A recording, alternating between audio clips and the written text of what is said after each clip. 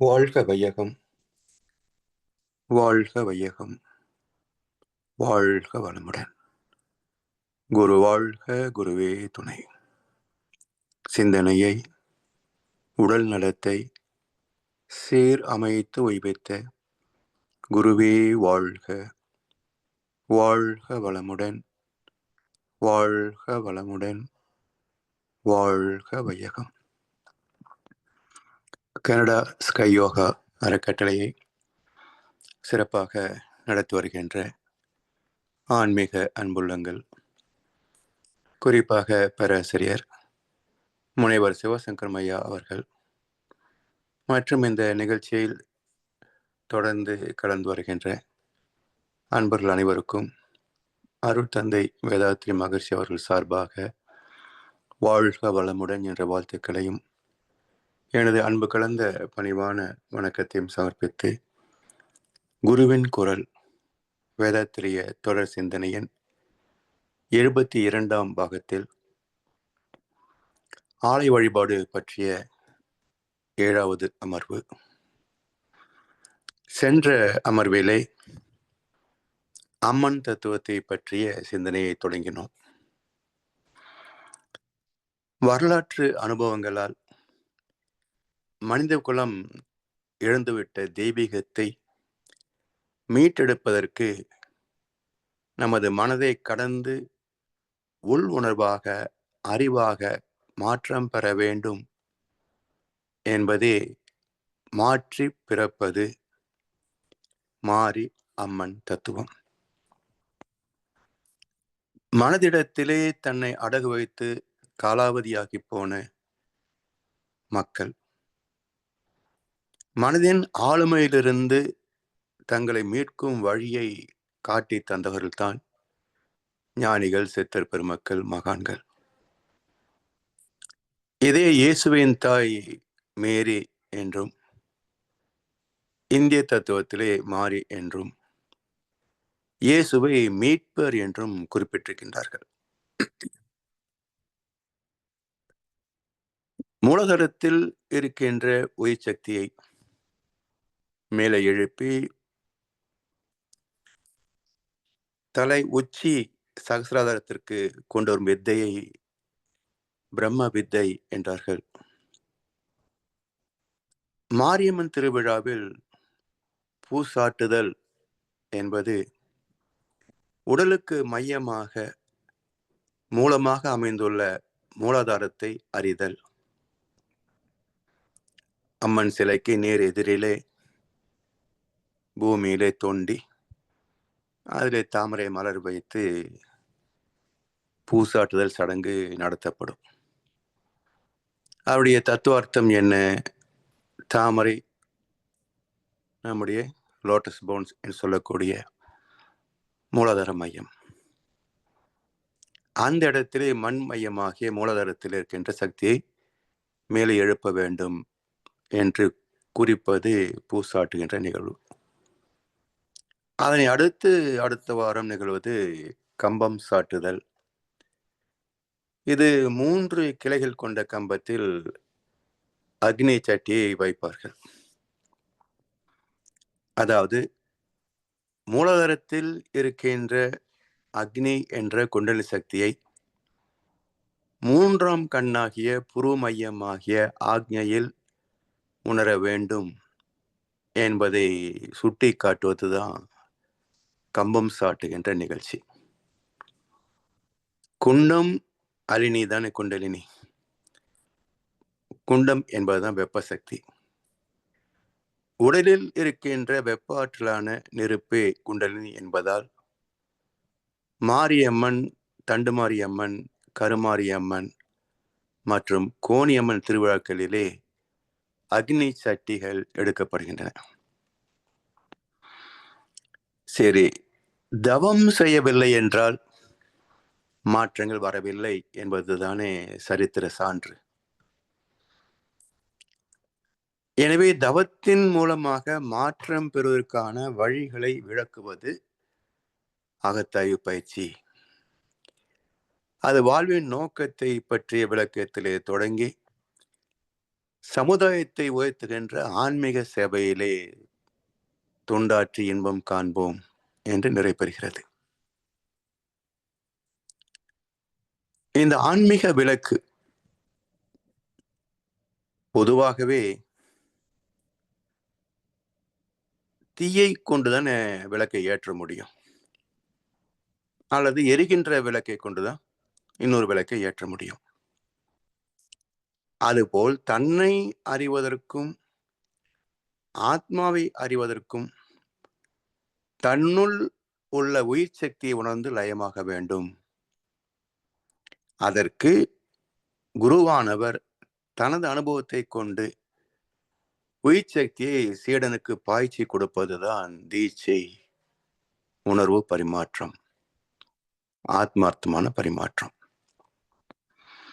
இந்த தீட்சையின் மூலமாக ஒரு சீடனின் ஆத்மா தூய்மை அடைவதற்கான பயணத்தை தொங்கிவிடுகிறது. இதை தியான பயிற்சி என்கிறோம் இல்லையா? தியான் கூட்டல் ந தியான. தியான் என்பது உணர்வுகள், உணர்ச்சிகள், எண்ணங்கள். ந என்பது அற்ற நிலை, எதிர்மறை நிலை. அப்ப தியான என்றால் எண்ணம் அற்ற நிலை, தன்னை மறந்த நிலை, மனமற்ற நிலை. உணர்வற்ற பரம்பொருளை அறிவதற்கு நாம் இதுவரைக்கும் அறிந்த அனைத்தும் மறைந்து போக வேண்டும், மறந்து போக வேண்டும். இதுதான் ரமண மகர்ஷி அவர்கள் அற்புதமான சாமியத்தை சொல்வார்கள்.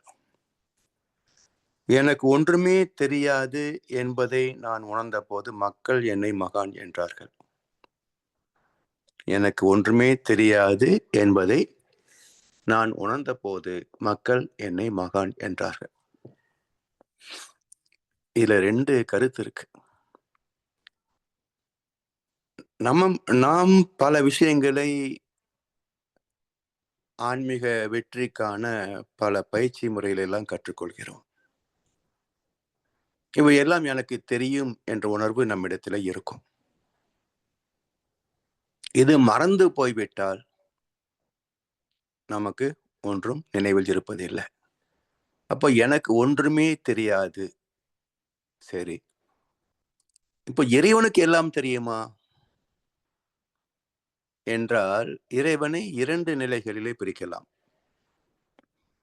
ஒன்று அறிகின்ற தெய்வம், இன்னொன்று அறிய முடியாத தெய்வம். இது ரொம்ப குழப்பமா இருக்கும். இதுவரைக்கும் கேள்விப்படாத கருத்தாக இருக்கலாம். எது அறிகின்ற தெய்வம், எது அறிய முடியாத தெய்வம்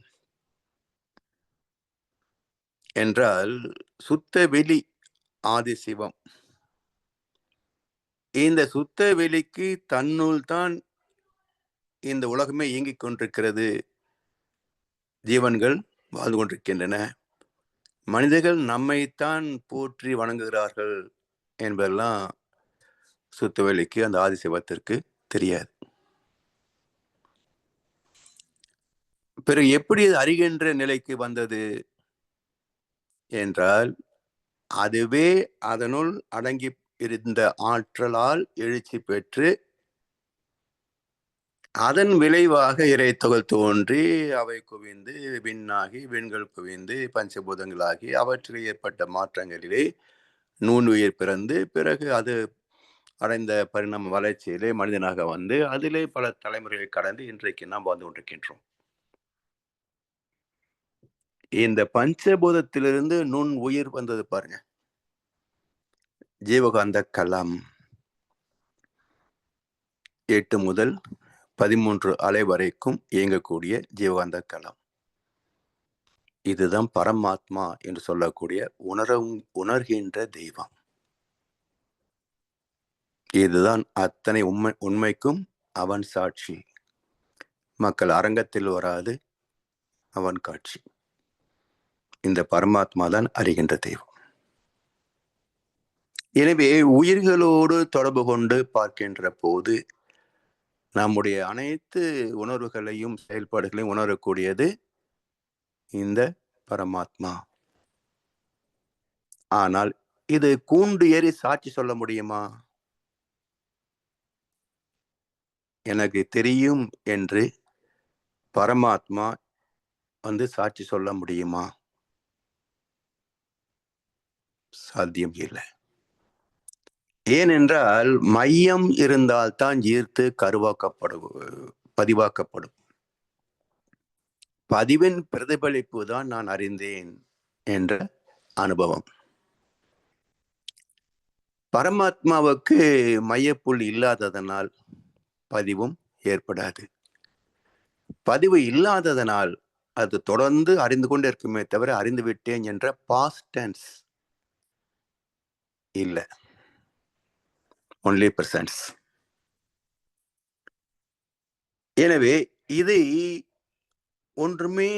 எனக்கு ஒன்றுமே தெரியாது என்ற அந்த சுத்த வெளியை நான் அறிந்த போது, எனக்கு ஒன்றுமே தெரியாது என்பதை என்ற சுத்தவெளியை நான் உணர்ந்த போது மக்கள் என்னை மகான் என்றார்கள்.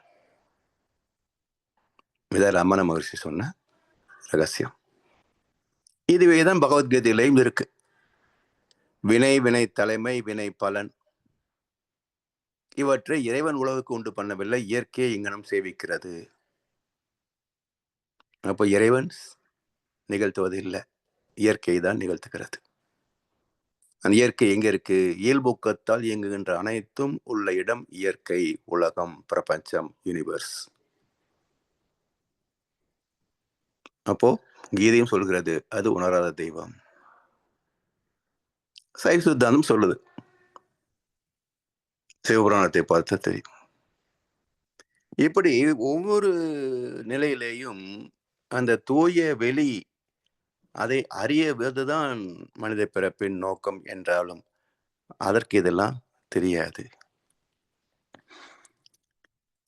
எனவே நாம் அறிந்தவை அனைத்தும் மறந்து போகின்ற பக்குவத்தில் தான் எதையுமே அறிந்து கொள்ள முடியாத அந்த சுத்த வெளியோடு இணைய முடியும்.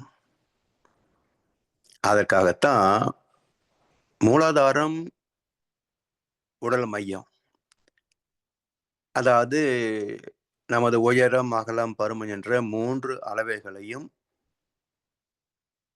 கோடுகள் வைத்து மையப்படுத்தினால் இந்த 3 கோடுகளும் சந்திக்கின்ற இடம் மையப்புள்ளி, மூல ஆதாரம். இந்த உடல் பிறப்பதற்கு மூலமாகவும் வாழ்ந்து கொண்டிருப்பதற்கு ஆதாரமாகிய உயிர் சக்தி உற்பத்தியாகின்ற இடம் மூல ஆதாரம், மூலாதாரம். இந்த குண்டலினி தீட்சையின் மூலமாக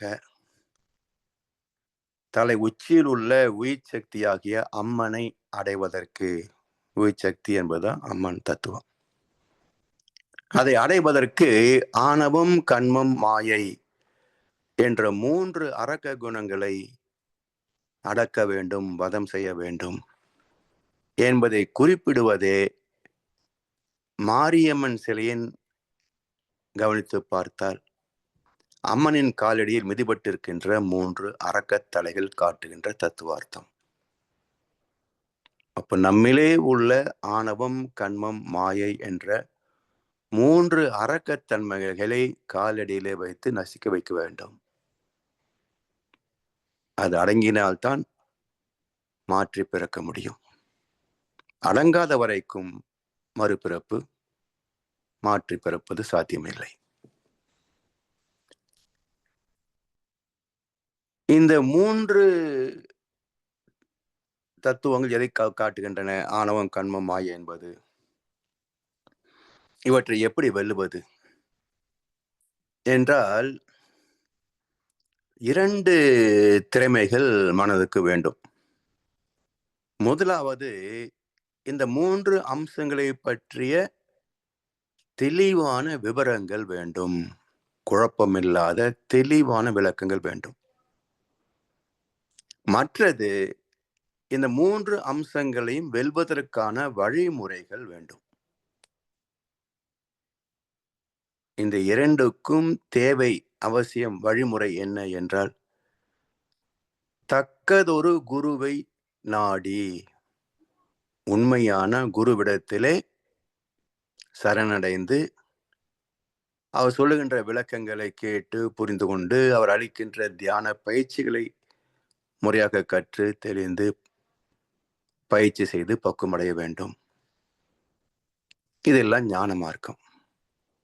குருவை அடைந்து விளக்கம் பெற்று பயிற்சியிலே தன்னை இணைத்துக் கொள்கின்ற மார்க்கம்தான் அறிவு வழி மார்க்கம், ஞான மார்க்கம். இந்த அறிவு வழியை காட்டுவதுதான் தீட்சை பெறணும் இல்லையா? ஆக்னி தீட்சை. அதற்கான தீட்சை முறையை சுட்டி காட்டுவது காமாட்சி அம்மன் தத்துவம். அதாவது மாரியம்மன் ரகசியத்தை உணர்த்துகின்ற காமாட்சி அம்மன் தத்துவம். மாரியம்மன் தத்துவம் மாற்றி பிறக்க வேண்டும் என்பதை காட்டியது. எப்படி மாற்றி பிறப்பது என்ற நடைமுறையை காட்டுவது காமாட்சி அம்மன் தத்துவம். இப்போ சாணை பிடிக்கின்ற போது சுழல்கின்ற கல்லிலிருந்து தீப்பொறிகள் தெரிப்பது போல் நமது உயிர் சக்தியின் சுழற்சியில் தெரிப்பது ஜீவகாந்த அலைகள். இவற்றின் மையமான ஆத்மாவில் பரம்பரை அனுபவங்களும் நாம் பெற்ற சுய அனுபவங்களும் பிரதிபலிப்பதே மனமும் பிறகு எண்ணங்களும். எனவே மனோமயமாகிய புருமையத்தில் ஜீவகாந்தத்தை உணர்வதற்கு ஆணவம், கண்மம், மாயை என்ற 3 அரக்கர்களை அடக்க வேண்டும் என்பதே மாரியம்மன் தத்துவத்தில் அம்மனின் காலடி மிதிபட்டிருக்கின்ற 3 அரக்கத்தலைகள். மற்றும் முக்கண் மையமாகிய நெற்றிக்கனை திறக்க தகுந்த குரு மூலம் தீட்சை பெற வேண்டும் என்பதுதான் அந்த அக்னி சட்டி வைத்தல், கம்பம் சாட்டுதல் நிகழ்ச்சி. ஆசைகளை பிரசவிப்பது மனம். காமம் என்ற ஆசைகளை ஆட்சி செய்கின்ற சக்தியை நமக்கு அருளுவது காமாட்சி அம்மன் தத்துவம். காம ஆட்சி அம்மன்.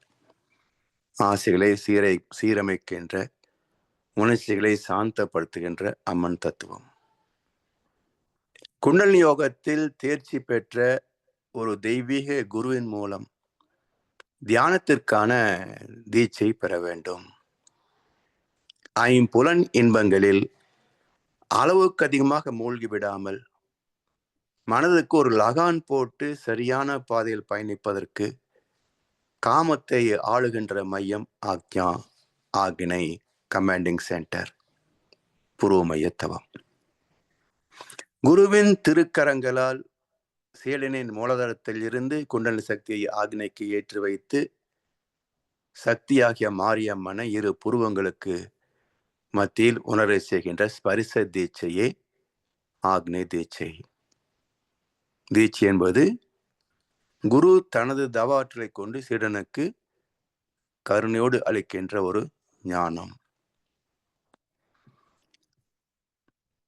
அப்படி பெறுகின்ற பயிற்சி தொடர்ந்து நாம் தனிமையிலே அமைதியாக செய்து வர வர வர எப்படி உரையூற்றப்பட்ட பால் முழுவதும் தயிராகிறதோ அதுபோல் குரு தந்த சிறு அளவு தீட்சை ஆற்றல் உடல் முழுவதும் பரவி பெருகி அது முழு ஆற்றலாக அறிவாட்சி தளத்தை உயர்த்தும். இது ஏன் என்றால் குருவின் ஆற்றலை நம்மால் நேரடியாக தாங்க முடியாது. இப்போ 240 வோல்ட் கரண்ட் இருக்கு, அல்லது இங்கே அமெரிக்கா, கனடா 110 வோல்ட் கரண்ட். இதை நேரடியாக நம்மால் தாங்க முடியுமா? ஷாக் அடிக்கும். இதுவே 6 வோல்ட், 10 வோல்ட், 16 வோல்ட் வரைக்கும் மினியேச்சர் லைட்ஸ். அந்த மின்சாரத்தை தொட்டால் சுறுசுறுஞ்சிருக்குமே தவிர உயிர் போகாது. அது போலத்தான் குரு தருகின்ற தீட்சை, ஒரு 16 வோல்ட் கரண்ட் மாதிரி. பிறகு அதை நாமே தொடர்ந்து பயிற்சி செய்ய செய்ய அது 240, 110 வோல்ட்டுக்கு உயர்ந்து போகும். அப்போ கிராஜுவல் இம்ப்ரூவ்மெண்ட், படிப்படியாக உயர்வு பெறுவதனால் நமது உடலுக்கு தாங்கும் திறம் பெருகும். அதுதான் தவசக்தியை உடல் சக்தியாக மாற்றுவதற்கு சாந்தி யோகம் என்று இறங்குபடி தீட்சை அளிக்கப்படுகிறது. சரி, இப்படி இந்த தவத்தின் மூலம் மனதின் இச்சைகளாகிய காமத்தை ஆளுகின்ற திறமை வந்து சேர்கின்றது. இதற்காக தீட்சை பெற வேண்டும் என்று காட்டுவதுதான் காமாட்சி அம்மன் தத்துவம். இப்போ ஆக்னி தீட்சையினால் பெற்ற விழிப்புணர்வு எப்படி? மனவேகம் 40 14 வரைக்கும் உள்நோக்கி திரும்பினால் 40 14 திரும்பும். அதிலிருந்து இன்னும் மனம் ஒடுங்கினால் 13 8 வரைக்கும். அப்போ பீட்டா ஃப்ரீக்வன்சி என்ற 40 to 14 ஆல்பா ஃப்ரீக்வன்சி என்ற 13 8 அலைகள் வரைக்கும் மனம் அலைப்பாய்கின்ற இடம், ததும்பிக் கொண்டிருக்கின்ற இடம் ஆக்ஞை. அப்படி ஆக்னையில் மனம் வைக்கின்ற போது நம்முடைய முறையற்ற ஆசைகள், முரணான எண்ணங்கள் போன்றவை எல்லாம் நம்மை தாக்குவது இல்லை. எண்ணமற்ற நிலையிலே மனம் ஒடுங்க ஆரம்பித்து விடுகிறது. அது மட்டுமல்ல, ஆசைகளை பின்னே வைத்து தர்மத்தை முன்னே வைத்து வாழக்கூடிய ஆன்மீக பக்குவம் வந்து விடுகிறது மனதுக்கு. துன்பம் இல்லாத ஒரு சுகமான வாழ்க்கைக்கு ஆதாரம் அறம் சார்ந்த வாழ்க்கை. அதற்கு நம்மை திருப்பி வைப்பது இந்த ஆக்னி தீட்சை, காமாட்சி அம்மன் தத்துவம். சரி, இப்போ ஆணவம், கண்மம், மாயை என்ற 3 அம்சங்களில் முதலில் வதம் ஆவது மாயை என்ற அறியாமையை விளக்குவது, நீக்குவது. குருவிடம் பெறுகின்ற தத்துவ விளக்கத்தின் மூலம் எந்த எண்ணம், சொல், செயலுக்கு என்ன மாதிரியான விளைவு எந்த காலத்திலே வரும், அது நன்மையா தீமையா என்ற ஆராய்ச்சி எல்லாம் செய்து பார்ப்பதுதான் மாயையிலிருந்து விலகுகின்ற, தெளிவு பெறுகின்ற மார்க்கம். இயற்கை என்பது எது, எப்படி தோன்றியது, அதை தோற்றுவித்த தெய்வம் என்பது எது, எங்குள்ளது, எப்படி அறிய முடியுமா, முடியாதா என்று பல கேள்விகளுக்கான விளக்கங்களை பெறுகின்ற போது அறியாமை என்ற மாயை நம்மிடத்திலிருந்து விலகிவிடும். கண்ணதாசன் சொல்லுவாரே, எங்கே வாழ்க்கை தொடங்கும், அது எங்கே எவ்விதம் முடியும், இதுதான் வாழ்க்கை, இதுதான் பயணம் என்பது யாருக்கும் தெரியாது. பாதையெல்லாம் மாறி வரும், பயணம் முடிந்துவிடும். மாறுவதை புரிந்து கொண்டால் மயக்கம் தெளிந்துவிடும். இதான் மாயை விலகிய நிலை. தெளிவு வருகின்ற போது எதை செய்தாலும் ஏன், எதற்கு, எப்படி என்ற கேள்விகளுக்கு பெறக்கூடிய விளக்கத்தில் தேவநீதியோடு இணைந்த செயல்பாடுகள் மூலம் புதிதாக பாவங்கள் தோன்றாது. அப்ப கண்மம் விலகி விடுகின்றது. அப்ப முதலில் மாயை விலகுகிறது. அறம் சார்ந்த செயல்களால் புதிதான பாவங்கள் நம்மை அண்டுவதில்லை, கண்மம் விலகுகிறது. இந்த இரண்டும் நம்மை விட்டு நீங்கினாலும் நான் என்ற ஆணவம் அவ்வளவு எளிதில் நம்மை விட்டு போகாது. ஆணவத்தை வெல்வது எளிதும் அல்ல. அதை எப்படி கொள்வது என்ற ரகசியத்தை காட்டுவதுதான் தண்டுமாரியம்மன் தத்துவம். ஆணவத்தை அழிக்கச் சொல்லும் தண்டுமாரியம்மன் தத்துவம். எப்படி?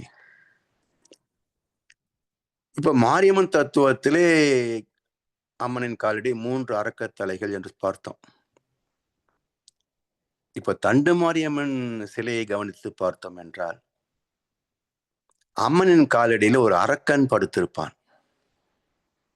அதாவது ஆணவம் என்ற அரக்கன். மாயை விலகிவிட்டது, கர்மம் நீங்கிவிட்டது. ஆனாலும் ஆணவம் விலகவில்லை. அதை காலடியில் வைத்திருப்பது தண்டு மாரியம்மன் தத்துவம். சரி, இப்போ தண்டு மாரி அம்மன். தண்டு என்றால் ஒரு நுனிக்கும் மறு நுனிக்கும் இடைப்பட்ட ஒரு தூரம், இல்லையா? இப்போ நமது உடம்பிலே முதுகுத்தண்டு என்று ஒன்று இருக்கு இல்லையா? தண்டுவடம். இதன் கீழ்ப்பகுதி மூலாதாரம், மேல் நுனி சகசிராதாரம். இடைப்பட்ட தூரம் தண்டுவடம். இவற்றிலே சுவாதிஷ்டானம், மணிபுரகம், அநாகதம், விசுக்தி, ஆக்ஞை என்ற மையங்கள், 5 மையங்கள் அமைந்திருக்கின்றன. அப்ப ஒவ்வொரு மையமாக தவி தவி உயர்வது தவம். தண்டு மாரி அம்மன்.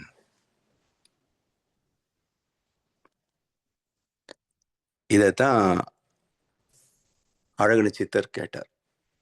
மாற்றி பிறக்க மருந்தனுக்கு கிட்டும் என்றால் ஊத்தை சடலம் விட்டு உன்பாதம் செய்கிறேனோ என் கண்ணம்மான் கேட்டாரே, அதுதான் இது.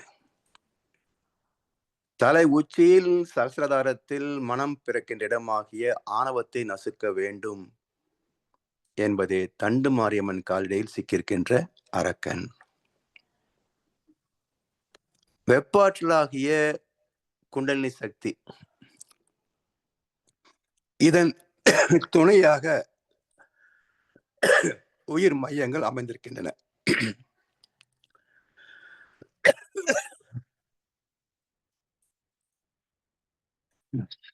மொத்தம் 7 நாளமில்லா சுரப்பிகள். இதை சித்தர் பெருமக்கள் சக்கரம் சொல்வார்கள். இரண்டும் ஒரே தான். அவங்க சக்கரா சென்றாங்க, இவங்க எண்டோக்ரைன் கிளாண்ட்ஸ் அப்படின்றாங்க. சரி, இந்த உயிர் மையங்கள் ஏன் அமைந்தன? இவற்றின் இயக்க சிறப்புகள் என்ன? ஏன் தண்டு மாறி அம்மன் நமக்கு ஒவ்வொரு மையமாக மாறி மாறி உயர்ந்த சொல்லுகிறது என்றெல்லாம் நாம் சிந்தித்து பார்க்கின்ற போதுதான் மகர்ஷி அவர்கள் தந்திருக்கின்ற பஞ்சபூத தத்துவமும், பிறகு தீட்சையாக தந்த 9 மைய தீட்சை தவமும், இதெல்லாம் பயிற்சியின் மூலம் அழுத்தம், ஒளி, ஒளி, சுவை, மனம் என்ற 5 உணர்வுகளுக்கும் மனம் என்ற 6ஆம் இயக்கத்திற்கும் கேந்திரமாகிய தலைப்பகுதி. மனதுக்கு மையம் ஆன்மாவாக மூலாதாரமாக இருந்தாலும் அந்த மன அலைகள் மூளையில் மோதினால் தானே உணர முடியும், எண்ணங்களாக, அகக்காட்சிகளாக. காந்தமே உணர்வாய் உள்ளதால் உணர்கின்ற புலன்கள் 5ம் கழுத்துக்கு மேல் தலைப்பகுதியாகத்தான் அமைந்திருக்கின்றன. 5 தலையில தான். இப்போ ஒரு ஐயம் வரலாம், மெய் என்று சொல்கின்றோமே, தோல், அது உடல் முழுவதும் தானே இருக்கு. காலிலே முள்ளு குத்துது, உடனே தெரியுது அல்லவா? சரி, உடம்பில் எங்காவது சிராய் சொல்கிறோமே, மிக நுண்மையான ஒரு துகள், அது தைக்கின்ற போது நமக்கு தெரிவதில்லையே, முள் குத்துவது போல தெரிவதில்லையே. பிறகு ஏதோ உரசலிலே எதிர்முகமாக உரசுகின்ற போது வலிக்கிறது. அப்ப வலி தோன்றுவதற்கு ஒரு அழுத்தம் தேவை. அது காலிலே ஒரு முள் ஓரளவுக்கு ஏறி போவதனால அந்த வலியை யார் உணர்றாங்க? மூளைதான் உணரும். எனவே உணர்கின்ற திறம் அனைத்தும் தலையில் இருப்பதனால் உணர்வு கேந்திரம் தலைப்பகுதி, பஞ்சபூத கேந்திரம் பிண்டம் சொல்லக்கூடிய, முண்டம் என்று சொல்லக்கூடிய உடல் அளவிலே இருக்கும். எனவே இந்த காந்த தன்மாற்றங்கள் எல்லாம் உணர்கின்ற புலன்கள் தோல் உடல் முழுவதும் பரவி இருந்தாலும் அந்த ஸ்பரிசத்தை வலியை உணர்கின்ற சிறப்பு மூளை செல்களுக்குத்தான் உண்டு. அது தலைப்பாக்கிலே தான் இருக்கு. இப்படி ஒவ்வொரு மையமாக கடந்து கடந்து உச்சிக்கு வருவது தண்டு மாறி அம்மன் தத்துவம். சரி, இந்த உணர்வை பெறுவதற்காக கொடுக்கப்படுகின்ற தீட்சைக்கு பெயர் சச்சு தீட்சை, நயன தீட்சை என்றெல்லாம் சொல்லுவார்கள். அதாவது ஸ்பரிச தீட்சை தொட்டு கொடுப்பது, நயன தீட்சை அல்லது சச்சு தீட்சை என்பது பார்வை மூலமாக தரக்கூடியது. இந்த தத்துவத்தை காட்டுவதுதான் மீன் ஆட்சி அம்மன் தத்துவம். ஏன் மீன் ஆட்சி அம்மன்? தண்ணியில ஜீவராசியில் முட்டையிட்டு அடகாக்க முடியுமா? முடியாது. அப்போ தனக்குள்ளேயே கருவாகின்ற நிலை பிறகு வந்ததுதான். அதற்கு முன்பு முட்டையிடுகின்ற நிலை தானே. அப்போ அந்த முட்டைகளை உடனே பொறிக்க செய்ய வேண்டும் என்பதற்காக மீன் இனங்கள் எல்லாமே முட்டையிட்ட உடனே தன்னுடைய பார்வையினாலேயே அதை குஞ்சுகளாக பொறிக்க செய்துவிடும். அதுபோல் குரு தனது கண்கள் மூலமாக அருளாற்றலை பாய்ச்சி சீடனுக்கு தருகின்ற இரண்டாவது தீட்சை முறை நயன தீட்சை, சச்சு தீட்சை, மீனாட்சி அம்மன் தத்துவம். சரி, அதாவது தண்டு மாரியம்மன் தத்துவம் நமக்கு உயிரை ஒவ்வொரு மையங்களிலே உணர செய்ய சொன்னது. அதன் பிறகு அதை அறிவதற்கான உச்சியில உணர்வதற்கான தீட்சை முறையை தந்தது மீனாட்சி அம்மன் தத்துவம். இப்ப என்ன ஆகிறது? ஏற்கனவே மாயை விலகி இருந்தது, கண்மம் தவிர்க்கப்பட்டிருந்தது. இப்போ துரியத்தில் மனம் நிலைத்து தவம் ஏற்றுகின்ற போது மன அலை வேகம் 8 நிலைக்கிறது. 8 அலைச்சொல்லில் நிலைத்து விடுகிறது. இப்போ முற்றிலும் மனம் அற்று போன நிலை. ஜீவந்தம் எங்கே பிறக்கிறதோ அந்த உயிரிலேயே ஐக்கியமாகிவிட்ட நிலை. இதுதான் மீனாட்சி அம்மன் தத்துவம் நமக்கு காட்டுகிறது. அப்போ உச்சியில் மனம் ஒன்றுகின்ற போது என்னமே தோன்றுவது இல்லை. அதனால் நான் என்ற உணர்வும் வெளிப்படுவது இல்லை. நான் என்ற சுயம்பு, தான் என்ற உணர்வு அற்று போகின்ற இடம் 8 அலைச்சொல் வேகம். இந்த பக்குவத்தை அடைவதற்கான தீட்சை முறையை காட்டியதுதான் மீனாட்சி அம்மன் தத்துவம். உபநயனம் என்று சொல்கிறோம் இல்லையா? பிராமண சமுதாயத்துல குழந்தைகளுக்கு அந்த காயத்ரி மந்திரத்தை கற்றுத்தருகின்ற போது அதுக்கு உபநயனம் சொல்லுவாங்க. இப்ப நயன தீட்சை தான் உபநயனம். உச்சிக்கு ஆற்றலை ஏற்றுவதற்கான பயிற்சிகள், மந்திர உச்சாரணங்கள் தான் காயத்ரி ஜபம். இப்படி ஆண் பிள்ளைகளுக்கு காயத்ரி மந்திரம் கற்றுத்தந்து தினசரி காலை மாலை மந்திர உச்சாரணம் மூலம் குண்டலினி சிரசுக்கு ஏற்றுவதற்கான ஒரு பயிற்சி முறை. இதற்கு 15 ஆண்டுகள் ஆகும். இதனுடைய ஷார்ட்கட் மெத்தட் தான்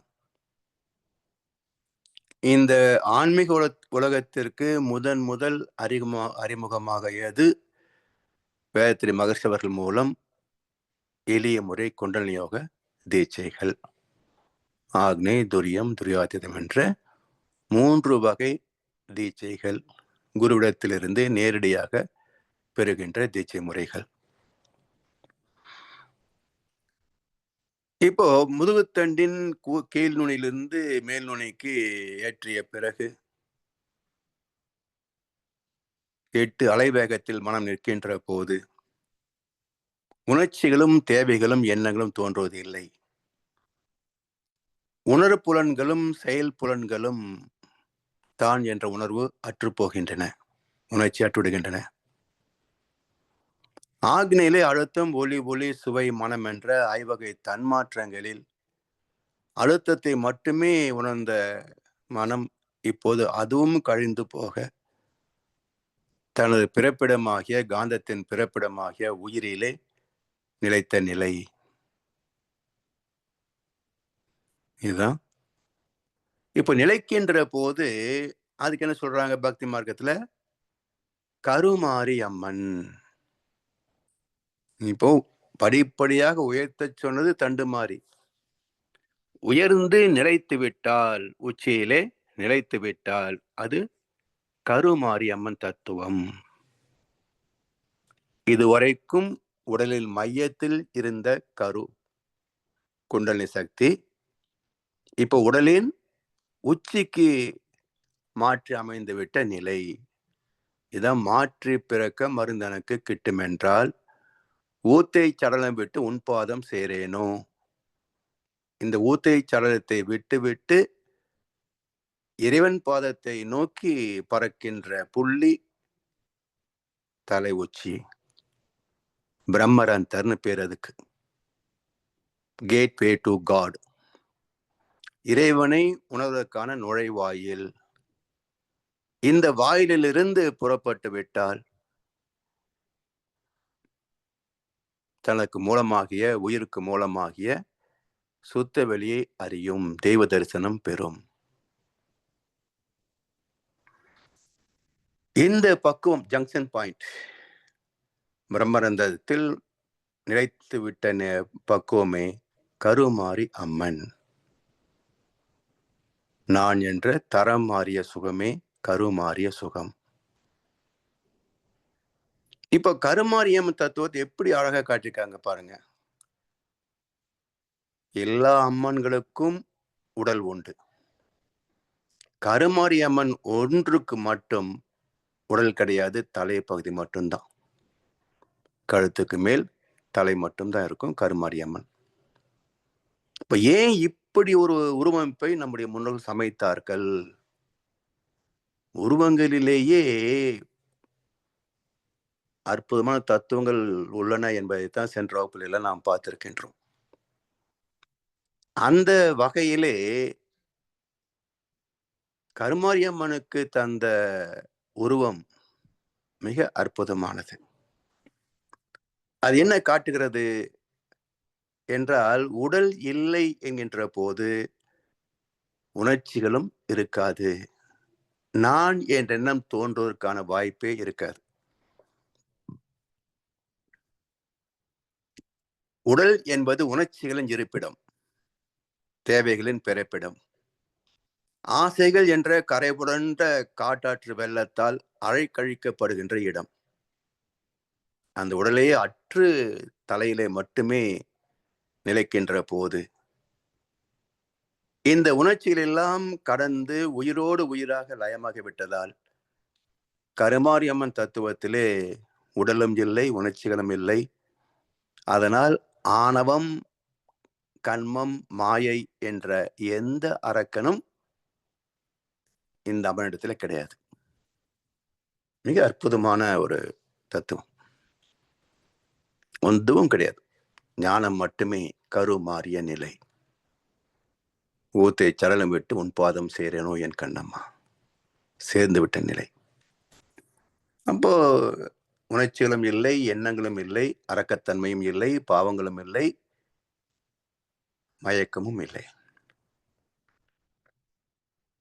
லம்பியா யோகத்தின் மூலம் உடல் என்ற உணர்ச்சி நிலையை கடந்து சித்தல் அடைந்த நிலைதான் ஜீவ சமாதி பக்குவம். அதாவது மரணமில்லா பெருவாழ்வு. அதிலே நிலைத்த சித்தர் பெருமக்களை குறிப்பிடுவதுதான் கருமாரியம்மன் தத்துவம். ஓம் என்ற பிரணவ மந்திரத்தை உச்சரிக்கின்ற போது தோன்றுகின்ற அதிர்வுகள் மூலாதாரத்தில் இருந்து உடல் முழுவதும் பரவி மூளை செல்களில் அதிர்வுகளை ஏற்படுத்திவிட்டு மூக்கு வழியாக காற்று வெளியேறும்.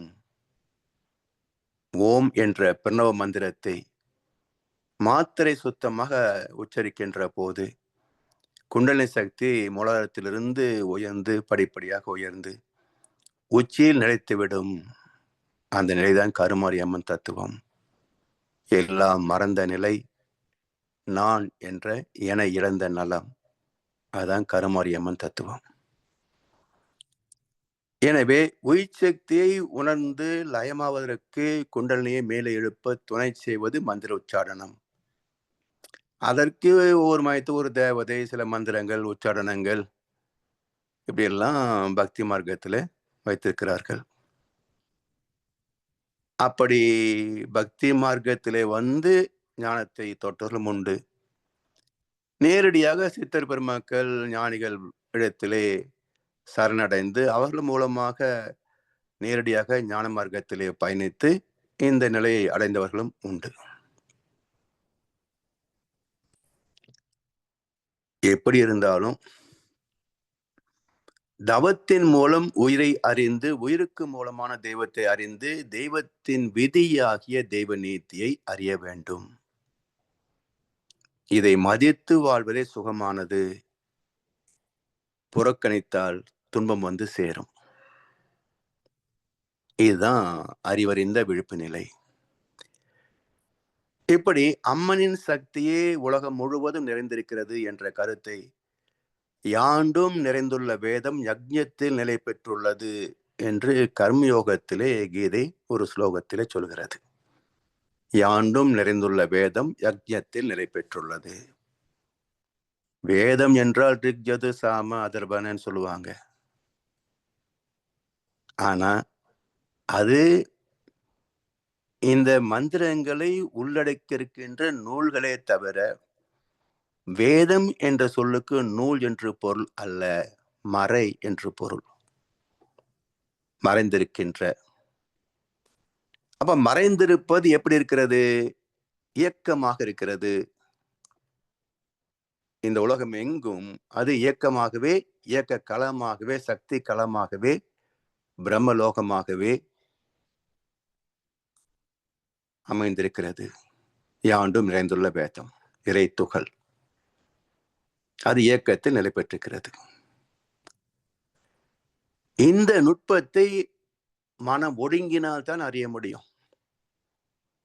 அதுதான் பக்தியிலே தொடங்கி ஞானத்திலே ஒரு குருவிடத்திலே சரணடைந்து பெற்ற ஞானம். எனவே தியானம் என்பது அமைதியான இடத்தில் அமர்ந்து புரு மையத்தில் மனதை வைத்து தன்னுள் தன்னை தேடுகின்ற முயற்சி. நான் என்ற அந்த உணர்வை அடைகின்ற முயற்சி.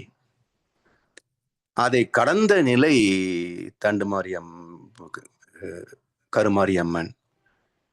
இந்த உணர்வைத்தான் சாங்கியம், அறிவு, உணர்வு என்று சொல்லப்படுகிறது. கான்சியஸ்னஸ் சொல்லுவாங்க. அறிவாக தன்னை வெளிப்படுத்துகின்ற உணர்வில் மனம் லயமாகிவிட்டால் பேதம் கடந்து போகிறோம். உணர்ச்சியாகவும் உணர்ச்சிக்கு மூலமாகிய உணர்வாகவும் இருப்பது சுத்த வெளியாகிய இறைநிலை. கடலுக்கும் அலைக்கும் உட்பொருள் நீர். வேகம் அற்றது கடல், ஓஷியானிக். வேகம் உள்ளது அலை, டைட்டானிக். அதே போல மனதுக்கும் அறிவுக்கும் உட்பொருள் தெய்வம். அறிவு இருப்பு, மனம் இயக்கம், கடல் அமைதி, அலை ஓசை. இரண்டுக்கும் மூலம் தண்ணீர். மனதுக்கும் அறிவுக்கும் மூலம் தெய்வம். இதைத்தான் தேர் திருவிழா நிகழ்ச்சி காட்டுகிறது. ஒரு முனையில் தெய்வம் உற்சவமூர்த்தி, மறுமுனையில் பக்தர்கள், மனம். இந்த மனதின் மறுமுனை அறிவாகிய தெய்வம். இந்த இரண்டுக்கும் இடையில தண்டுவடம், வடம் பிடிப்பது சொல்றோம் இல்லையா? அப்ப அங்கே வடக்கயிறு, இங்கே தண்டுவடம். ரெண்டும் ஒரே தத்துவத்தை தான் காட்டுகிறது. இப்படி தேர் திருவிழா தத்துவத்திலேயும் மனிதன் மனம் என்ற நிலையில இருந்து உற்சமூர்த்தி என்ற தெய்வ நிலையை அறிய வேண்டும், அடைய வேண்டும் என்பது காட்டுகிறது. சரி, இதனால் பெறக்கூடிய அனுபவங்களை பார்க்கின்ற போது மனிதன் பெறக்கூடிய அனுபவங்களை 4ஆக பிரிக்கலாம். இன்பம், துன்பம், அமைதி, பேரின்பம். இன்ப துன்பம் என்பது பீட்டா அலைகளின் அனுபவங்கள். 14 to 40 பீட்டா அலைகளின் அனுபவங்கள்.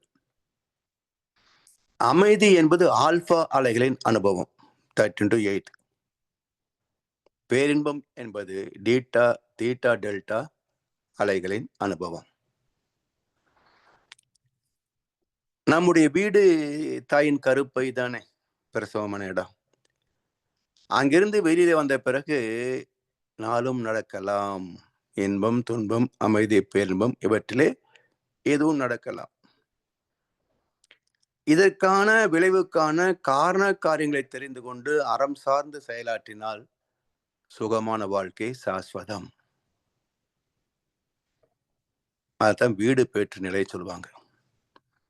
இதன் மூலம் மனம் அடைகின்ற பக்குவம் பணிவு, கனிவு, துணிவு. பணிவு, கனிவு, துணிவு. இதன் மூலம் எண்ணம், சொல், செயல்கள் யாவும் நன்மை தரத்தக்கதாக அமையும். அவை குடும்பத்திலே பரவி சமுதாயத்தில் நிறைவு பெறும். இந்த நிறைவை உலக மக்கள் அனைவரும் பெற வேண்டும் என்பதுதான் உண்மையான பக்தியின், ஆலய வழிபாட்டின், ஞான மார்க்கத்தின் நோக்கம். மரத்தின் வேரை அறுத்தால் இலைகள் உதிர்ந்து போகும். அதுபோல் மனதின் வேரை அறுத்தால் எண்ணங்கள் அற்று போகும். மனதின் வேரை அறுக்கின்ற நுட்பமே தவம். இப்படி மனதின் வேரை அறுக்கின்ற தவ பயிற்சி சடங்கு முறையில் ஆத்மாவை லயப்படுத்துகின்ற இடமே ஆலயம் என்று பார்த்தோம் இல்லையா? இப்போ கோவில்களிலே தீபாராதனை காட்டுகின்ற போது நமக்கு சிலை மட்டுமே தெரியும். தீபாராதனை முடிந்து விட்டால் சிலையும் அவ்வளவு தெளிவா தெரியாது. இருட்டுக்குள்ள கருப்பு போன மாதிரி இருக்கும். அதற்குள்ளும் எப்படி நாம் இருட்டுக்குள் நான் இருக்கிறேன் என்ற உணர்வு இருக்கிறதோ அது போலவே கருவறைக்குள் அந்த சிலை அமர்ந்திருக்கிறது. நம்முள் சிலையை கவனிப்பது தியானம். அந்த உருவம் கரைந்த பிறகு அரூபத்தில் நிலைப்பது சமாதி. இதை உணர வேண்டும் என காட்டுவது கருமாரியம்மன் தத்துவம். அதற்கான தீட்சையை பெறுகின்ற வழியை காட்டியது மீனாட்சி அம்மன் தத்துவம், தண்டுமாரியம்மன் தத்துவம். சரி, இப்போ இந்த கருமாரியம்மன் தத்துவத்தில் உச்சியிலே மனம் நிலைக்கின்ற போது என் மனதை ஈர்த்து இணைத்து கொண்டாய் உன்னுள்ளே என்றார் Maharishi. It's a quantum leap, it comes on its own accord என்றாரே ஓஷோ. அதுபோல் உடல் கடந்து புலன் கடந்து உலக அளவிலே பிரபஞ்ச அளவிலே மனம் விரிந்து நிற்கின்ற போது பெறுகின்ற அனுபவம் சக்தி கலதவம் இல்லையா? பிரம்மஞான தவம். அதாவது எங்கும் எதிலும் அரசாள்கின்ற கோணியம்மன் தத்துவம். கோணியம்மன் என்றால் கோ என்பது ஆன்மாவை குறிக்கும். பசுவும் சொல்கிறோம் இல்லையா? ஆன்மாவை குறிக்கும். அரசன், அரசு, ஆட்சி, இறைவன் அதையும் குறிக்கும். கோயில், இறைவன் குடிகொண்ட இடம் தானே கோவில் என்று சொல்கின்றோம். அதனால் கோ என்ற சொல் இறைவனை குறிக்கும். அந்த இறை நீதி அதை பின்பற்றுகின்ற போது அவனுக்கு என்ன பேருங்க? கோவலன். வலம் வருதல் சொல்கிறோம் இல்லையா? அப்ப இறைவன் எந்த பாதையில் பயணிக்கின்றானோ அதே பாதையில் பின்பற்றுகின்ற, வலம் வருகின்ற, வழிபடுகின்ற நிலை கோவலன்.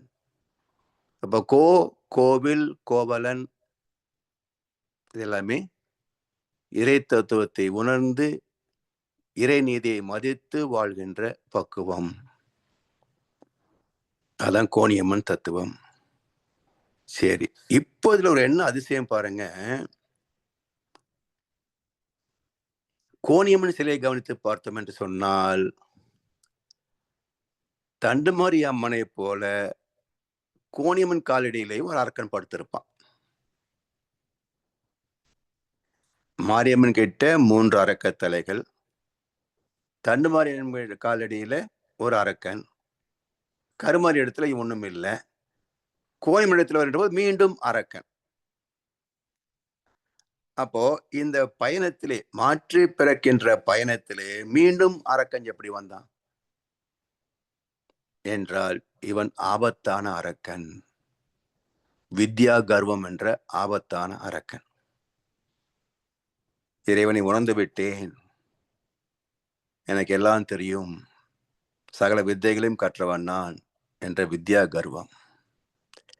அப்ப தண்டுமனிடத்திலே கிடைந்தானே அந்த அரக்கனை விட ஆபத்தானவன் இந்த கோணிமன் காலடியில் கிடக்கின்ற வித்யா கர்வம் என்ற ஆணவம். இப்ப என்ன செய்வான்? கொஞ்சம் அசந்தாலும் தலையில உட்கார்ந்துருவான். இவனை அழிக்கவும் முடியாது. அதனால் ஞானம் பெற்றுவிட்டாலும் ஒரு சனம் கூட ஏமாந்து போகாமல், விழிப்பு நிலை தவறிவிடாமல், எச்சரிக்கை உணர்வோடு இருந்து இந்த ஆணவத்தை காலையிலேயே வைத்துக் கொள்ள வேண்டும். சற்று இடறினாலும் அவன் தலையிலே அமர்ந்து விடுவான். அந்த சன நேரத்தில் பெரிய பாவத்தை கூட செய்ய வைத்து விடுவான். ஒரு மனிதன் முற்றிலும் நல்லவன் என்பதை அவன் வாழ்கின்ற காலத்துல சொல்ல முடியாது. செத்த பிறகு மற்றவங்க தான் சொல்லணும். அதனால்தான் எந்த மகானையும் வாழ்கின்ற காலத்தில் பரமஹம்சர் என்று சொல்ல மாட்டாங்க. ராமகிருஷ்ண பரமஹம்சன்ற பட்டம் எப்ப கொடுத்தாங்க? விழா நடத்தி மேடையில கூப்பிட்டு வந்து கொடுத்தாங்களா ராமகிருஷ்ணருக்கு? இல்ல. இறந்த பிறகு அவருடைய பெருமைகளை மதித்து போற்றி மக்கள் அளித்த வெகுமதி பரமஹம்சர். இன்னொருத்தர் பரமஹம்ச நித்யானந்தான்னு சொல்லி உலகத்தை ஏமாத்திட்டு இருக்க பாருங்க. இது மாதிரி தனக்குத்தானே பெயரை வைத்துக் கொண்டால் அப்புறம் கோர்ட்டு, கேஸு, பெட்ரூம், வீடியோ எல்லாம் நாறிட்டு இருக்கும். அப்போ ஒரு மனிதன் கடைசி மூச்சு வரைக்கும் தர்மம் தவறவில்லை என்பதை இறந்த பிறகு மக்கள் தான் அங்கீகரிக்க வேண்டும். அது வரைக்கும் நாம் சொல்லிக்க முடியாது நாம் யோகியன்னு. எந்த சனமும் சற்று ஏமாந்தாலும் எல்லாம் தலைகீழாயிடும், எல்லா மரியாதையும் போயிடும். அந்த எச்சரிக்கை காட்டுவதுதான் கோணியம்மன் காலடியில் கிடைக்கின்ற அரக்க தத்துவம்.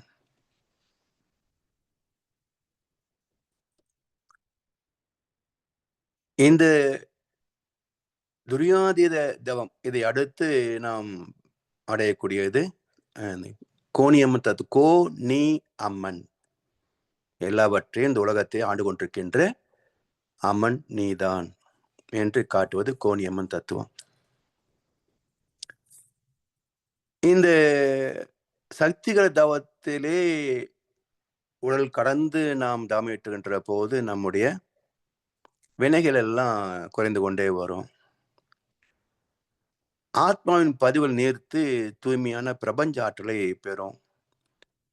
மனம் இன்னும் விரைந்து அதற்கு இயக்கத்திற்கு மூலமான பரிசுத்தமாகிய சுத்த வெளியோடு கலக்கின்ற போது முற்றிலும் தூய்மை பெறும். இன்னொரு சந்ததி பிறக்க வேண்டிய தேவை இருக்காது. வாழ்கின்ற காலத்தில் நிறைவாக வாழ்ந்து முடிக்கலாம். எனவே இந்த நிலை அடைவதற்கான தீட்சை இருக்கு இல்லையா? சக்திகள தவத்தை, கோணியம்மன் தத்துவத்தை உணர்வதற்கான தீட்சை இருக்கு அல்லவா? அதற்கு பேருதான் விசாலாட்சி அம்மன் தத்துவம்.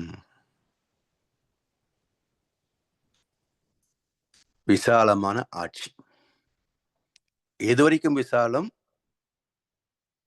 பிரபஞ்சம் முழுவதும் விசாலமாக விரிந்து கிடக்கின்ற ஆட்சி. அதான் விசாலமான ஆட்சி தத்துவம். அப்ப விசாலாட்சி அம்மன் என்ன சொல்கிறது? சக்திகளத்திற்கான தீட்சை, சுத்தவெளிக்கான தீட்சை, தூய்மையான தெய்வீகமான குருவின் எண்ணத்தால் தரப்படுகின்ற தீட்சை, ஞான தீட்சை. அதான் துரியாதீத தீட்சை. அப்ப ஸ்பரிச தீட்சை, சர்ச்சை தீட்சை, ஞான தீட்சை, ஆக்னே துரியம் துரியாதீதம். அப்ப கோணியம்மன் தத்துவத்தை உணர வேண்டும் என்றால் விசாலாட்சி அம்மன் தத்துவமாக மனம் விரிந்து போகக்கூடிய, சுத்த வெளியோடு கலக்கக்கூடிய ஞான தீட்சையாக துரியாதீத தீட்சையை பெற வேண்டும். சரி, இப்போ இந்த தவத்திற்கான அனுபவங்கள், பக்குவங்கள், இந்த தவத்தில் எப்படி தேர்ச்சி பெற்றால் ஆன்ம லயம் ஆகும் என்ற விளக்கத்தை அடுத்த அமர்விலை சிந்திப்போம் என்று சொல்லி வாய்ப்பளித்தனருக்கு நன்றி பாராட்டி இன்றைய உரையை நிறைவு செய்கின்றோம். வாழ்க வளமுடன், வாழ்க வையகம்.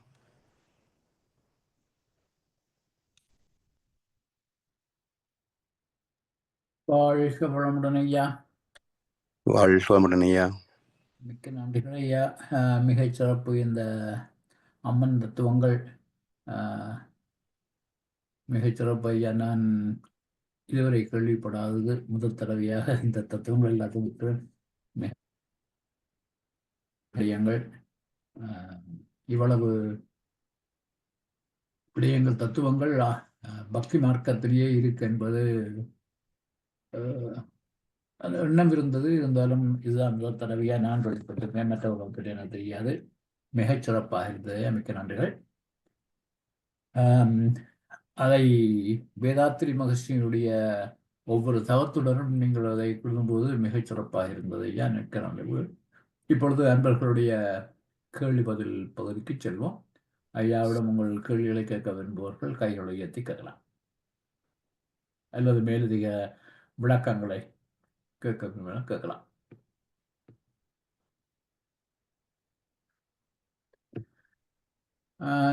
நான் ஆரம்பித்து வைக்கிறேன் ஐயா. சொல்லுங்க ஐயா.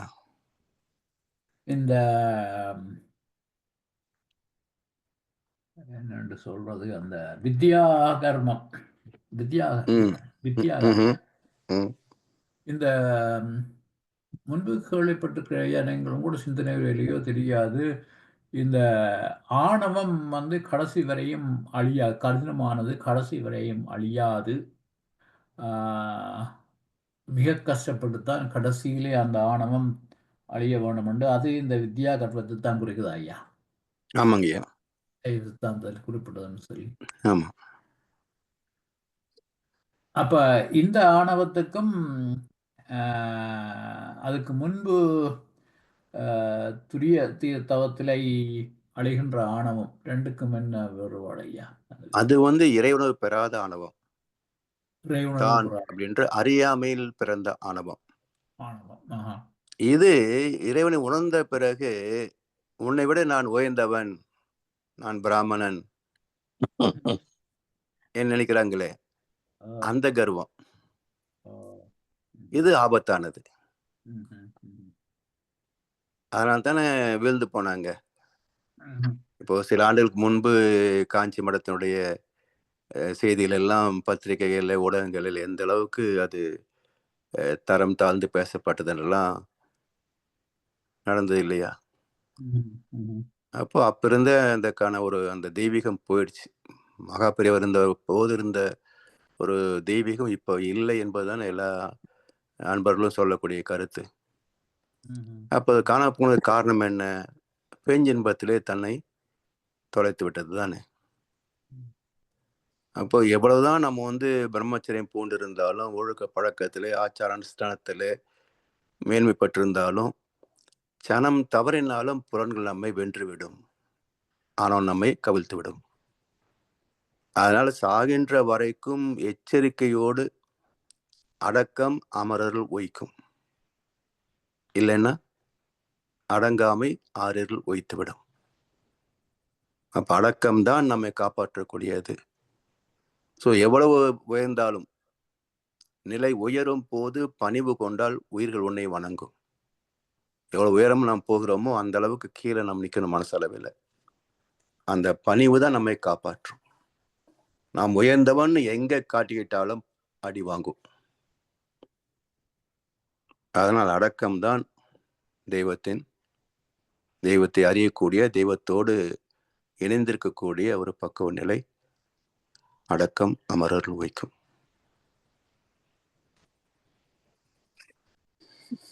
ஐயா, என்ன ஒரு கேள்வி ஐயா, இந்த வராயா கையத்திருக்கிற ஐயா, வராயா முதல் கேட்கட்டும். ரொம்ப சிறப்பையா. அதான் அடக்கம் ஆகும் வரை அடங்கி இரு, அடக்கத்தோடு இருன்றது சொல்லுவாங்க. நாம் அடக்கமாகும் வரைக்கும் அடக்கம் தாங்க ஐயா. அடக்கம் தான் நம்ம வழிநடத்தோம்.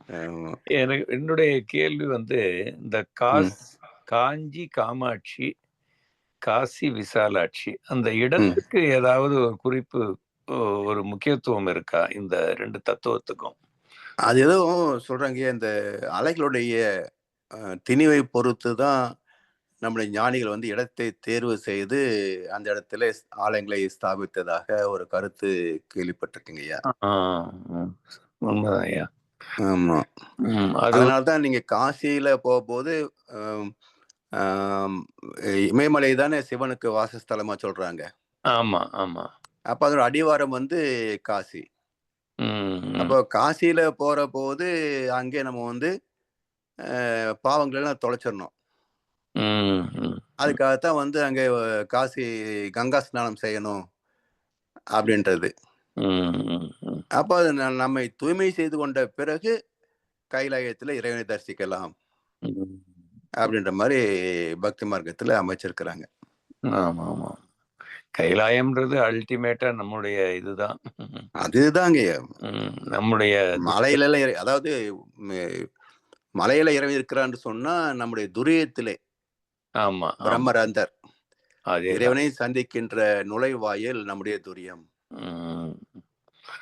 திரு அண்ணாமலையும் அதுதான். அந்த எல்லாமே அதேதான். அதே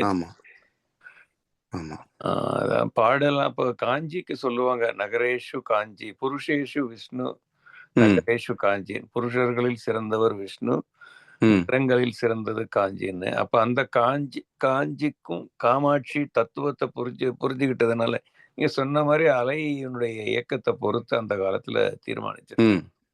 அதனால்தாங்கய்யா நீங்க காஞ்சி மடத்துல பாருங்க, ஆதிசங்கரர் தானே நிறுவினார் அத. அப்போ அந்த அந்த அந்த நீளமா வச்சிருக்காங்க, அதுக்கு எனக்கு தண்டம் பெறாது. இந்த மேல கொடி மாதிரி சிவப்பு துணி கட்டியிருக்கும். ஆமா, அந்த நீளமா வச்சிருக்காங்க இல்லையா, தண்டமா? அது தெரியலையா? அதுக்கு ஏதோ பேர் இருக்குங்கய்யா. அது பாத்தீங்கன்னா ஒற்றை மூங்கில் போல ஒற்றை கிளையா இருக்காது, அங்கங்க வெட்டப்பட்டு இருக்கும். சரி சரி. அப்ப அது என்ன தத்துவத்தை காட்டுதுன்னா, இயல்பில் மனம் பக்கவாட்டிலே பிச்சுக்கிட்டு போகத்தான் பார்க்கும். புலன் சுகங்களிலே தான் போக பார்க்கும். கரெக்ட். எப்படி தேக்கு மர பக்கவாட்டுல போற போது அதோட கிளைகளை வெட்டினால்தான் உயரமா போக முடியும். ஆமா. அப்படி விட்டோம்னா குட்ட மரமா போயிடும். அது போல புலன்களில் பாயக்கூடிய மனதை தடுத்து வெட்டி அதை மேல் நோக்கி கொண்டு போனா முக்திக்கு போகலாம் அப்படின்ற அடையாளத்தை வச்சுதான் ஆதிசங்கரர் வந்து அந்த சிம்பல் கொடுத்திருக்கிறார். அடுத்தது ஆணவம்ன்றது நம்ம தமிழ்ல மகரிஷி அப்படின்னு சொல்றாரு, தன்முனைப்புங்கய்யா. அந்த தன்முனைப்ப இப்ப சில பேர் அந்த மோட்டிவேஷனல் ஸ்பீக்கர்ஸ் மாதிரி இவங்கெல்லாம் அது ஓரளவுக்கு தேவை அப்படின்ற மாதிரி இப்போ சுகிசிவம் போன்ற பேச்சாளர்கள் அல்லது கொஞ்சம் ஓரளவுக்கு நாலேஜ் இருக்கிறவங்க தான் ஓரளவுக்கு அவங்க வந்து சொல்றது தன்முனைப்பு என்பது அவசியம்ன்ற மாதிரி சில இடங்கள்ல இல்ல அவசியம் மட்டுமே இல்லைங்க, அது ஒண்ணும் எடுக்க முடியாது, நீக்க முடியாது.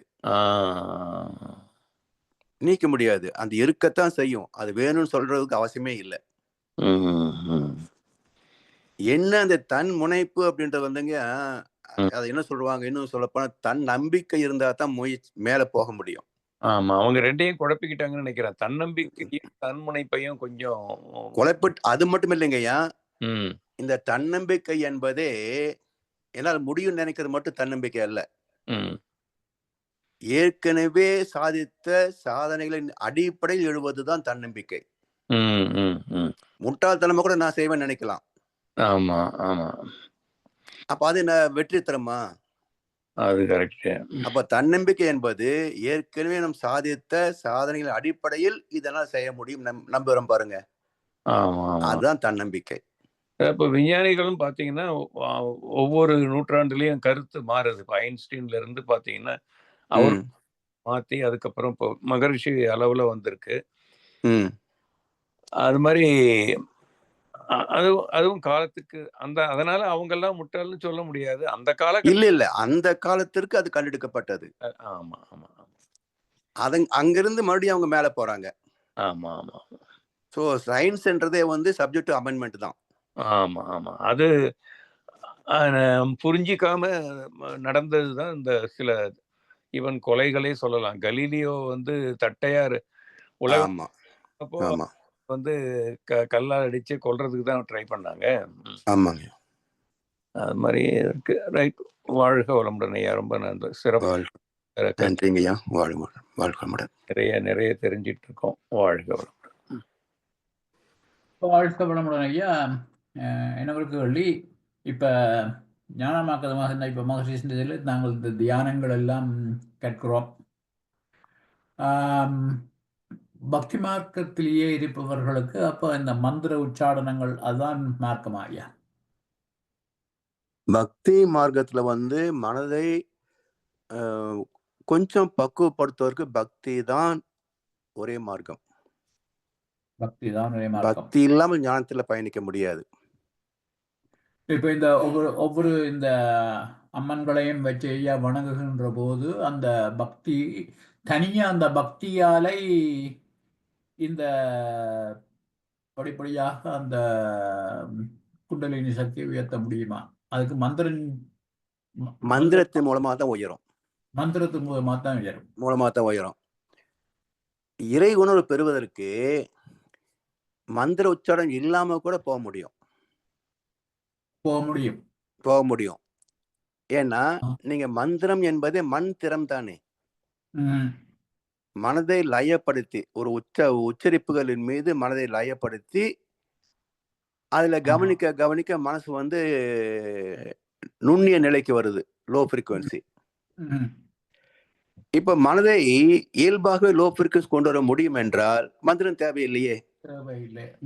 இப்போ சித்தர்கள் எல்லாம் நட்டாக்கல்லை சுற்றி வந்து 4 புஷ்பம் சாத்தியே சுற்றி வந்து மொனமான என்று சொல்லும் மந்திரம் ஏதடான்னு கேட்டாங்களே. அப்ப அந்த சித்தர்கள் எல்லாம் மந்திரம் சொல்லி ஒன்னும் ஞானம் பெறலையே. ஒண்ணு. மந்திரம் சொல்ல எல்லாருக்கும் ஞானம் வந்துடலையே இல்லைங்களா? திருப்பதியில தினமும் காலை 3 மணிக்கு எந்திரிச்சு 3/4 மணி நேரம் மந்திரம் ஓதுறாங்க. ஆனா அவங்களுக்கு இன்னும் இந்த பட்டு துணி மேல இருக்கிற மோகம் போகல, பணத்து மேல இருக்கிற மோகம் போகல, அந்த பதவியில் இருக்கக்கூடிய மோகம் போகல. நான் உயர்ந்தவன், எனக்கு அடுத்த ஸ்டேஜ் இவங்க என்ற அந்த வரிசை போகல. கீதையின் தத்துவமாக எல்லா பொருட்கும் நானே இருக்கிறேன் அப்படின்றது அவங்க இன்னும் உணர்ந்த மாதிரியே தெரியல.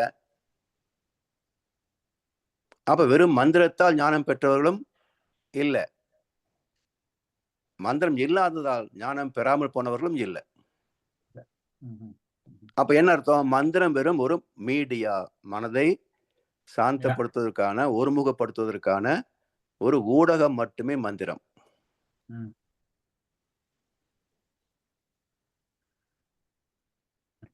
இன்னொரு கேள்வி ஐயா, துரியாதீத தவம். அதுக்கு பெருசாக தீட்சி என்று இப்ப கொடுக்கிறதா இல்லை. மற்றது அதை கொடுப்பதற்கு, அந்த தீட்சை அப்படி கொடுப்பதற்கு, ஞான தீட்சையை கொடுப்பதற்கு ஆசிரியருடைய நிலை உயர்வாக இருக்க வேண்டுமா? நிச்சயமா இருக்கணும். குறைந்தபட்சம் தீட்சை கொடுக்கும் போதாவது மகர்ஷியோடு இணையக்கூடிய அந்த பக்குவம் இருக்கணும். அது இல்லைன்னா அது அது தீட்சைன்னு சொல்ல முடியாது. நம்ம நிரந்தரமா அந்த நிலையில் இருக்க முடியாது. அப்படி இருந்துட்டா நம்ம ஞானி ஆயிடுறோம். அப்ப மகர்ஷி பெயரால் தான் தீட்சை கொடுக்குறோம். ஆக்னி ஆகட்டும், துரியமாகட்டும், துரியாதமாகட்டும், மகர்ஷியின் பெயர்ல தானே கொடுக்குறோம். நான் ஒரு கருவி, என் மூலமாக மகர்ஷி அவர்கள் இறையாற்றல் இந்த ஜீவன் உய்விடுவதற்கான தீட்சை தரட்டும் என்று சொல்லித்தானே தீட்சை கொடுக்குறோம். ஸோ அந்த சில நிமிடங்களாவது நம்ம நான் அப்படின்றது இல்லாம ஒரு மனம் அடங்கக்கூடிய வகையில பக்குவம் அடையவில்லை என்று சொன்னால் தீட்சை கொடுக்கறதுல அர்த்தம் இருக்காதுங்க.